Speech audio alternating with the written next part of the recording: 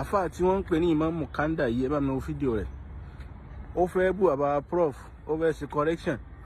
Ó wá kọ sókè pé professor ẹlẹ́kún láyé fìdólímárìhì. Ẹ wá gbọ́n tó náà kà. Abani wandubu zamana salafa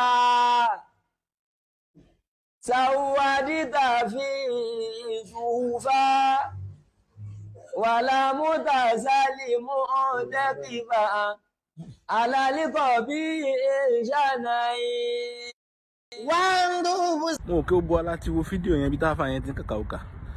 Ẹni tí ń sọ pé ẹnìkan ò wọ́ kí ó dá. Wọ́n kọ wandubu sínú tíà, àfáà yẹn ń pe wandubu. Kí ni dubu? Ó dẹ̀ fẹ́ correct odidi prof. Kò tún wá tán bẹ́ẹ̀ o. Níbi tí ṣàní ẹ̀yìn wà, ó ní ṣànà ẹ̀yìn.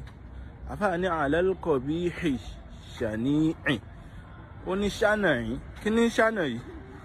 Níwọ̀ olódo tó fẹ́ correct odidi prof. Dẹ̀ máa claim gbẹ̀yìn lẹ́mọ kí ó jù gbogbo ayé. Ìwọ náà wò ká tó ń kà. Kí ni ṣẹ̀yìn ọmọ yìí náà?